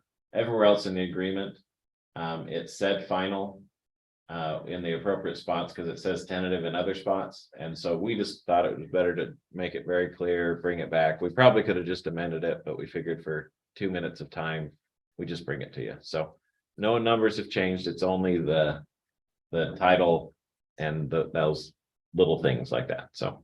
Okay, so John, you're looking for a motion to amend ordinance 12-2023, is that correct? Correct. All right. Do you have any questions before I seek a motion on that? Here, Mr. Cole explained this is some cleanup language. So, committee members, I'd be looking for a motion to approve the amended ordinances so stated. That's RDA 12-2023. Do we have a motion? So moved. We have a motion by member Swanson. Second. We have a second by member Ekstrom. Is there any further discussion on this item?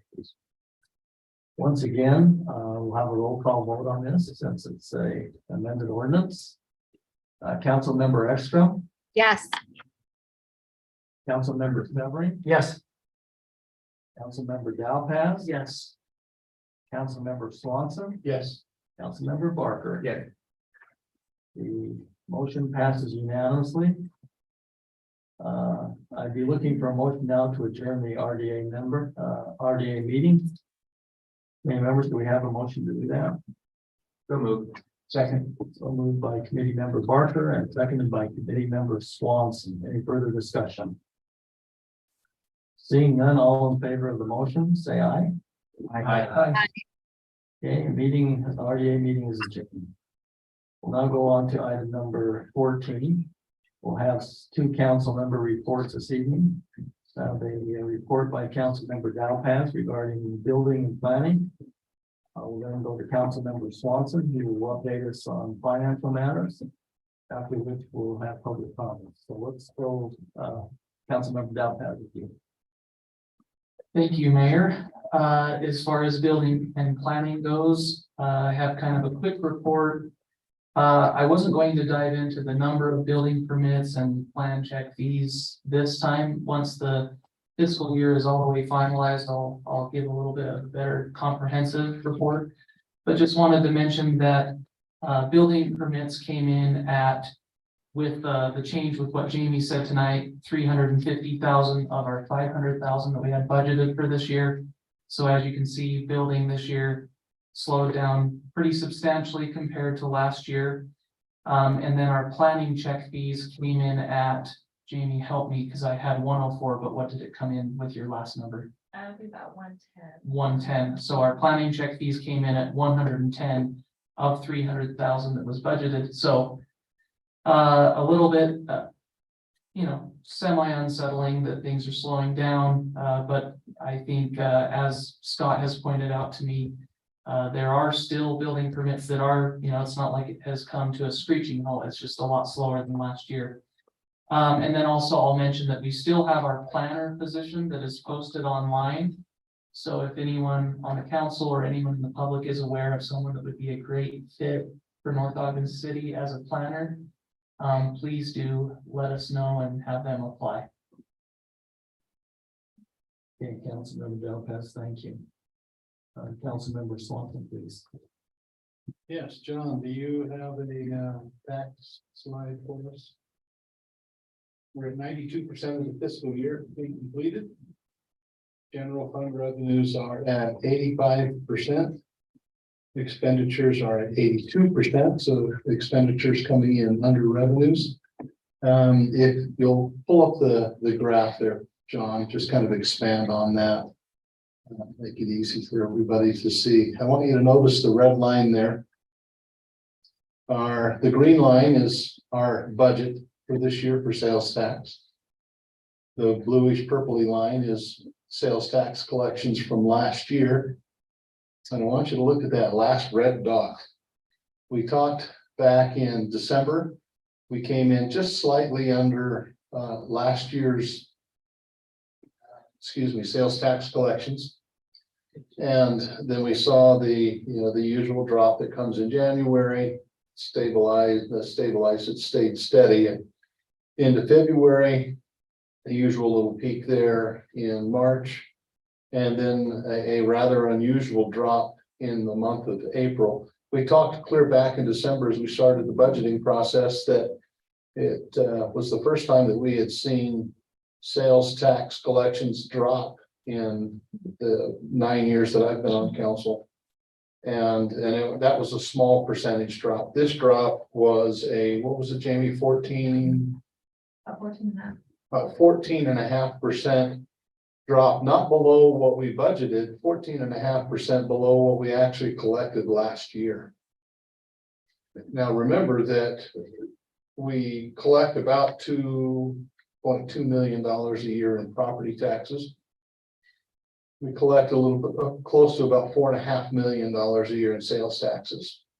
Property taxes covers about 53% of the cost of just our police department. Then we rely on sales tax for everything else. in the city parks. Every other general fund cost comes out of sales taxes.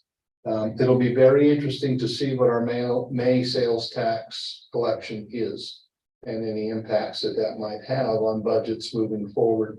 Because of the anticipated drops, we did reduce our sales tax projections in the budget for next year from 4.7 down to 4.55, basically 5 even, so it's down about 200,000. Anticipating these kinds of drops. The economic indicators, the economists out there are still kind of doom and gloom about where sales is going. I know, Mayor, you've mentioned several times from the industry that you're very familiar with, that while sales is up, unit sales is down. So what we're seeing is while increased dollars are being collected and sales tax as a result, the number of actual units is dropping. And so the increase in dollars is because of inflation, 8% the last 2 years. And the city is not immune, as I joked earlier, we are not immune to inflation. In fact, oftentimes on a municipal level, inflationary aspects are higher than what we see out in the general public. So we're keeping a very close eye on sales tax. It is a huge chunk of what happens here in the city. We're hopeful that economic times are turning and that we will not see a large recession or anything along those lines that can really have a big impact on sales tax. But we're watching it very closely. And let's see. We'll just leave you with that cheering message. Thank you. Oh, I do have one other thing. Yes. We will be having our truth and taxation hearing. Thank you for writing that down in big letters so that it would remind me when I quickly forgot. On August 15th at 6 p.m., August 15th, 6 p.m. Truth and taxation hearing, senior center, correct? Senior center, be there. It'll be thrilling. Councilmember Swanson and John brought this up in a discussion I had with him earlier. As you know, the council in last meeting kind of set the threshold on maximum Yes, increase of property taxes. yes. I think, John, your question is based upon potentially what's happening here, does the council want to give themselves more room before that's submitted to the county? Well, that was just the question with a drop in sales tax. That after January or after June 30th, the council does not have the option of going higher than 3%. Not saying you should, not saying that we foresee doom and gloom, but just there won't be an option to increase it higher than the 3% that the council set the limit on. So the cap we set last week at 3% isn't effective or in stone until after June 30th. Is that what I'm hearing? Meaning that if the council had second thoughts and wanted to increase that cap, they would need to do it before June 30th. So tonight. Honestly, with that type of thing, we probably want to hold a special meeting and do an announcement. I'm not saying we should do that. I'm just saying that in August, if this trend continues, then we might have to start making some other decisions that will scale things back because we won't be able to create more funds for the public safety department, for example. Councilmember Shannon, you mentioned to me last week you wished that we had set the cap higher. How are you feeling tonight? I feel the same way as I did last time. I agree with him. Because we got these numbers after. And once again, just to clarify, as John attempted to do, that doesn't mean the council will increase property taxes greater than or at all. That is a decision will be made after the Right. Truth and taxation meeting. But it does give you as a council the leeway, because you would probably have another one or two. Would we have both of them? Probably not by August, would we? We have the last two payments of sales tax. Well, we missing one, but you'll at least see if the trend continues. As I used to say, one month's not a trend. 2 months starts a trend, but if you get that 3 months, you were in a trend. So, John brought that issue up, so let me, just kind of poll the council, Councilmember Ekstrom, what are your thoughts? My thoughts are, I would like to give us a 10% cap at least for some wiggle room. I don't think 3% is enough. Yeah, especially with the dip in sales tax. That's how I kind of felt, just even to kind of move us toward a better funding of public safety from a sales tax, or excuse me, a property tax point of view. So 10% is my number.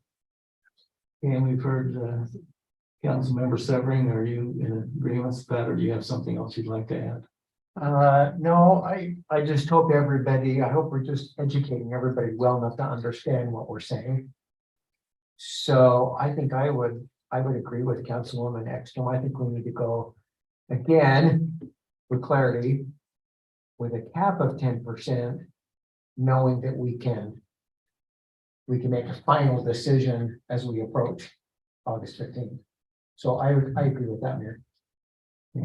And just if I could add some color to that, it may be a combination of two if we see this trend. It's not just always raising revenue.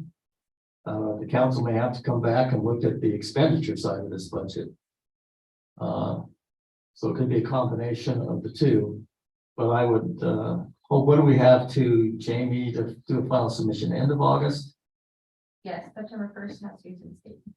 So after we hear from residents at the Truth and Taxation, I would hope that the council could take some time and digest that. We have a week or two for suggestions there. So, Councilmember Severing. Yeah, can I just add the idea that if everybody will just think about this legitimately, we have almost $1 million that came as a result of extra snow this year. That is, so if you figure an extra $1 million, if we don't get that 646, we're paying it one way or another. So when you take a look at what we're looking at for a tax increase, that's really not that much to even cover $1 million unexpected expense in the budget for snow removal. So just to put it in perspective, that's a good point, Councilmember Severing, is about every percent, so probably about $22,000. So 10% would be 220,000 additional revenue to the city, and that's. But once again, the council has that option. All you're doing is giving yourself an option. And Councilmember Dalpass, did you have anything you'd like to add? One thing we haven't talked about is, it seems like part of this is because of the big emergency event that happened this last year, being a big amount, 600 some odd $1,000, it's gonna affect us. So, I mean, the way I'm kind of starting to think about it is that was an emergency. So can we consider also dipping into some of the emergency funds?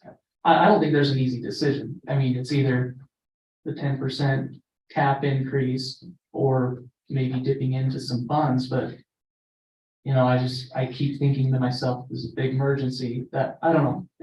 Are you guys following me? I just want to make sure you understand what I'm saying.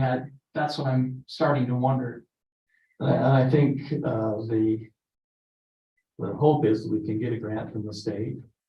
But it could be, once again, a combination, as you mentioned, Councilmember Dalpaz. We do have a fund balance for that very purpose. You know, what I'm saying here is that, you know, the budget was made without that $600,000 in there. With sales tax at 4.5 million.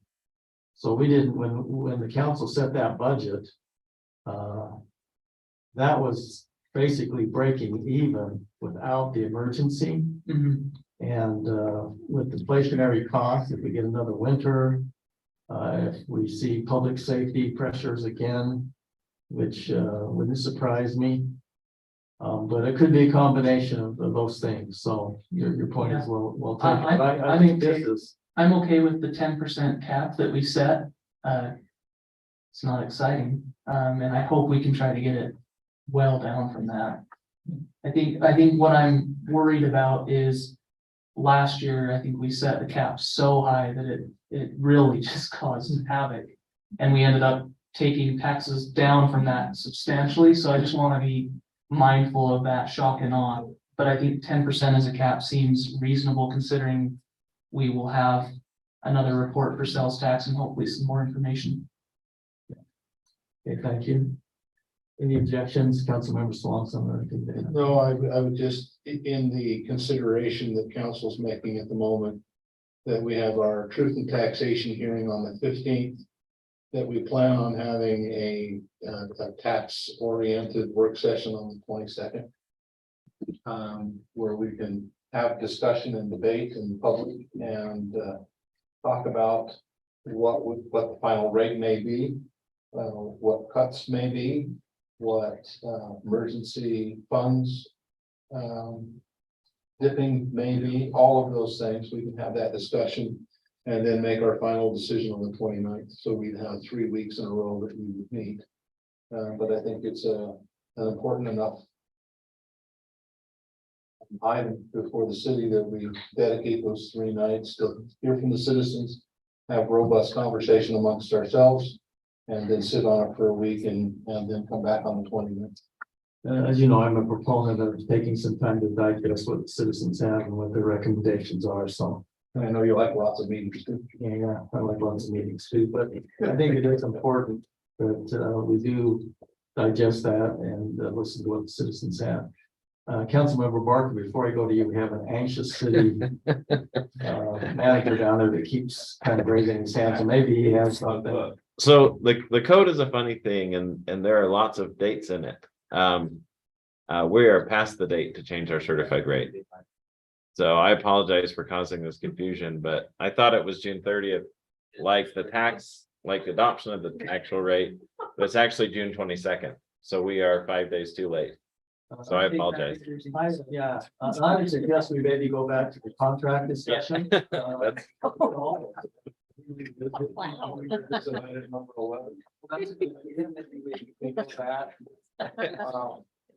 Okay, well, thanks for that information, Mr. Collin. Sorry, Mr. Barker, you don't get a chance to correct us on that, which you would have done had you had that chance. Okay, well. I make one thing about. Sure. So what you mentioned about your timeline, or August 29th, the fire district is only including the taxation, we're doing a 2% tax increase. So it'll be at 6 o'clock. So we'll plan on having you here instead of there. Thank you. With me. Okay, good. Yeah, well, you're not on board over there anyway. So he'll be here. All right. Well, with that. Council, that puts an additional thing. 3%. And start thinking about how we're gonna live with that, in regards to expenses. What we need to look at, okay? And Councilmember Dalpas just add some additional, color to that. I think if we don't get this grant from the state to help us with that emergency situation, what that does is that impairs the plans we had and some of the commitments we have for future projects in the city. Because it comes out of those funds, so it basically probably be eliminating or deferring some of the projects, and some of those, as you know, are not deferrable. So we'd have to look at that too. Okay. All right, thanks for that report, Councilmember Swanson. It's always good to have your positivity on finances.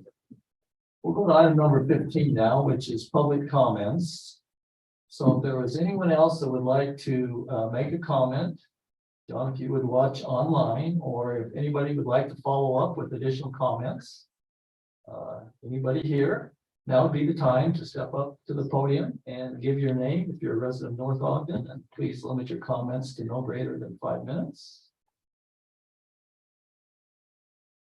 Anyone? Please come up to the podium. Yes. I'm really glad that my name is Michelle Meyer. Again, I'm glad that you brought up this subject of the rocks and stuff in the middle of the road, because I myself ran right into them with my body. Because it was so dark and they were dumped at night, and I was out running at 5:30 and didn't even see them. It was super scary.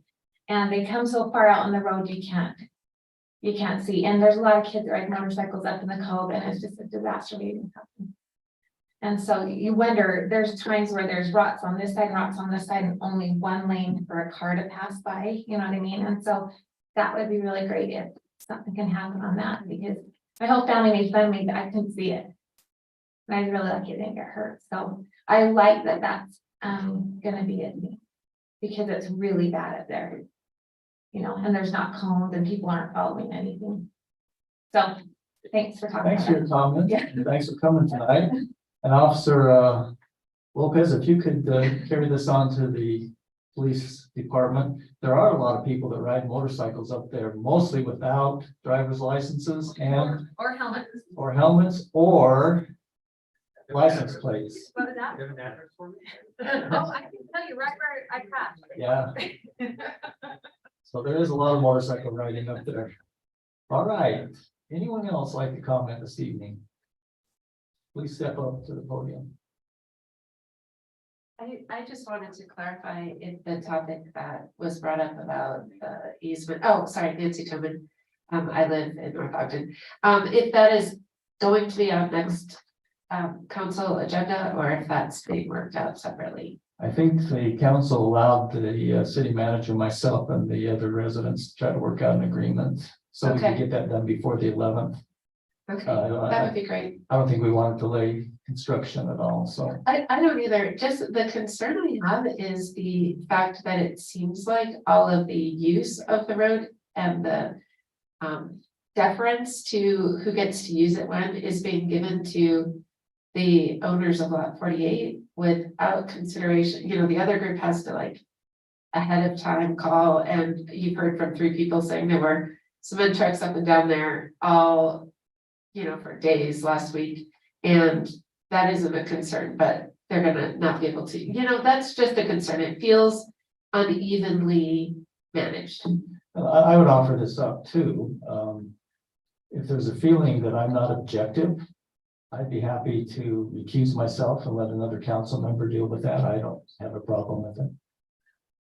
Whatever you like, I mean, whatever the council wants. I'll leave that up to the council. Okay. I'll step in for you, Mayor. All right.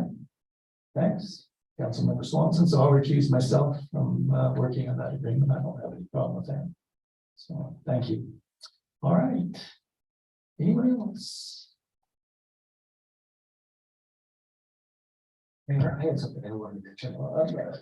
I'm there yet. Almost there. Oh, so I'm sorry. Don, you seen that? I do have a resident online. Okay, let's hear from the resident online. Okay, so this is Chris Polder. Okay, Chris, if you state your name and if you're a resident of North Ogden. Oh, he just disconnected. Apparently he hit hang up instead of unmute, so. Is there anyone else here that'd like to make a comment? While we're waiting for Chris to come back, Christina? Christina Watson, North Ogden. I just wanted to echo what's been said about our city manager, John Call. I have appreciated in a personal way how he helped us address fence concerns when we first moved here and get us on agendas. And I've also noticed benefits of the city as he's thought of ways that he can get the amphitheater involved. He's been creative and looking out for the future of the city, trying to plan events and do things even, I don't know, outside probably of his normal job title expectations. And I just think that that appreciation probably could never be enough, but I just wanted to echo what's been said, that I'm grateful for his talent and wisdom and willingness. Should add he has bad dad jokes though. I think that's clear. His dad jokes are pretty bad. Is that- Yes, he's back. All right, let's go with Chris. Okay. It helps when you hit the right button, but anyways, so I guess the one thing I have on budget stuff is something just kind of hit me. I don't know if I'm not an accountant, but I was trying to ask my son, he was still trying to figure it out too, but can't we instead of waiting for the sales tax, can't we budget the month that they come in as opposed to like, April's came in this month. Why can't we use that for June instead of, putting it back in April? I understand that that's a different thing, but if you don't get it until June, why can't you take it in June? If that makes sense. Let me see if I can. Basically, you have 60 days after the end of your fiscal year to recognize revenue. So if we were to recognize only 10 months, because we cannot operate at a greater amount than our budget, it has to balance by state statute, I believe. So that's why they try to get that within the 60 days after June 30th, so that we can include that in our budget. Because it would be disastrous had we not, because once again, we have to operate according to our budget. We can't operate, we can operate less, but we can't operate more. So. Right. It just seems insane to be budgeting 2 months in the past. That's my only point. Yeah, I don't know where we get additional information, but we can surely look at it. The state legislative session starts the second week of January. And they'd be the ones that would change that. We can't change it. Gotcha. Okay. Thanks, Chris. All right. Anything else, John? Anyone online? Anyone here? I have a comment. Yes, a new person showed up. Okay. So we do have Mona Lisa Wald. Okay, Mona Lisa.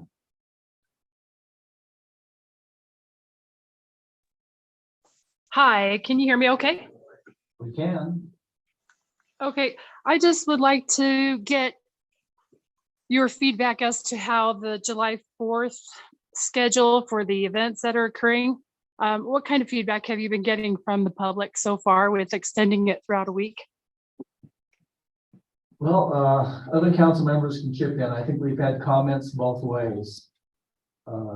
As would say, be typical, about half like it, half don't. So we're still looking for that 50.1%. But I think the committee and I would publicly say I'm grateful for the work they put in. They have put in a ton of work. And we received comments in the past that this is a community event and the community ought to have input. And so we've allowed the committee to do that. And we're hoping for great success. I can tell you that the amount of funds they have raised with the help of Council Member Parker as the liaison has been very impressive. I think I saw in excess of 300 people signed up for the luau to come. So I would encourage others to come, even if you don't want to dance as part of the luau presentation, you can eat the food. So don't be afraid to come. But I think it's worth giving it a shot. I think it's going to be a fun week, and hopefully we can get the participation. But Emil, I would say that it's pretty split from the comments I've got. And when I've looked at Facebook, it's been about split. Is there anything you're seeing different to that, council, that would Councilmember Dowpass? Just a high level observation from this individual city council person is I've seen a lot of banter on social media about it, but I have not received phone calls, text messages, or emails saying that people are disappointed about it. I think that's typical, sometimes you'll see a lot on social media, but it doesn't actually come to you. So that's been my observation. And so sneak peek, my July newsletter for the connection is going to talk about it. Just let's try to be supportive of what is in place and see where it goes. And I mean, if all falls apart for some reason, which I don't think it will, then maybe we'll go back to how it's been. But I think we give it a chance and see what happens. And just thanks for bringing that up, Councilmember Delpaz. And just some of you who follow the Connection magazine, I don't know if anybody does. But I felt, instead of the mayor sending the message every month and boring people to death, that it would be good for citizens to get to know council members. I am trying to exclude those who are running for office that have filed. So Councilmember Swanson, you got your shot before you decide to rerun, and Councilmember Barker, you're off the hook. But we will be hearing from Member Ekstrom.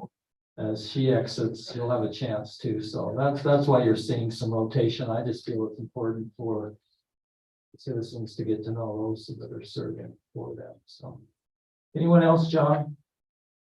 No. Anyone else here? Okay, thank you so much for joining us this evening and expressing your feelings and concerns. You're always welcome to join us, and encourage you to do so. We'll go now to any comments from staff. John, do you have any more, or have you exhausted yourself this evening? We've talked on both of them, but just another plug for Cherry Days. I know the committee would appreciate the council coming to every event you can. I know several of you have volunteered to help at the luau, for example. But there's a sunrise ceremony, there's things going on all the time. And so I'd probably suggest the council coordinate and assign a member to show up at every event, at least, so there's at least one council member present to show the support. I think that'd be very appreciated by the committee, even though they haven't made that specific request. But and then if more show up, that's great, but I think they'd appreciate a presence from the council. Thanks, John. Anything else? I would just say we will be honoring Pat Lambert and his wife as our grand marshals this year. Pat served as the judge in our city for, was it 39 years, I think. And he will be speaking at the sunrise service, 7 o'clock on the 4th of July, to be followed by the Kiwanis breakfast, which is a tradition in our city. Any other comments from staff? Dave, Jamie, Officer Lopez? Anyone? He's a definite no. Probably have 20 minutes for him. He's refused and he's in charge, so come on. Council, anything else? Mayor has no comment. Mayor, thank you for letting me comment here. I just wanted to thank Dave for sending Casey up. Casey came up and talked to me about the signs up under the foothills. Have we got them ordered yet? Don't know. Okay. I was just curious. I've watched every night. I watch several motorcyclers up there, and I think to myself, I could call the police, but so I really want to get those. What's that? There's multiple signs up, so I don't know. Here's the challenge when they're about the size of my phone, and they're completely not even visible to people. I remember, I think it was Chief that said, yeah, we can't really give them a ticket if they don't know, that they can't be there. So I'm just concerned about it. I saw that part of the mountain burn one time. And I know we can't completely eliminate it, but there's motorcyclists up there every night. Clear up there. It's private property. And it's private, well, they have to cross the private property to get up to the floor there. Yeah, so I'm just, sorry, Dave, that's just been a big concern that I've had over the years. I would really like it if, and I know I'm not I'm not part of the staff, obviously, but I would like to be there when they decide where they're gonna put those signs. So, and then just another thing really quick, I know the mayor's agenda must have all of the ordinance numbers and the agreement numbers on his, because he knows them. Can we get those on ours so we can see them too? Hey, that's in my memory, buddy. Yeah, that's true. No, Could be. That would not surprise me. it's on here. We can do that. That's not a problem. It's just easier to have it there than we can find it as well. So, other than that, just very grateful for everybody being here tonight and hope that those of you who are maybe new to attending, because I'm looking out seeing some new faces. There is a lot of issues that the city council has to deal with, and some of them are hard, and especially when we start talking about property taxes. So thank you for being here, and we appreciate that support. And thanks to the regulars too, Frank. Yep, and the regulars as well. Always welcome. I just want to add one thing. Last Thursday, I believe it was, John and myself were able to attend an event over at the library. That event was recognizing 5 individuals in our city. Well, 4 individuals in our city and 1 outside the city. That was recognizing the 3 officers who were involved in our incident where there was fire and death in our city. And we also recognized the dispatcher from Ogden who coordinated that effort, along with a nurse who helped the wife of the victim. And it was very touching to have families of those officers there and to recognize those officers. And so once again, my heart goes out to their families and to the victim and that unfortunate incident. But once again, I just can't say how proud I am of our public safety group. And also, Councilmember Barker, if you pass on to the first responders there. But it was very touching to see how proud their families were.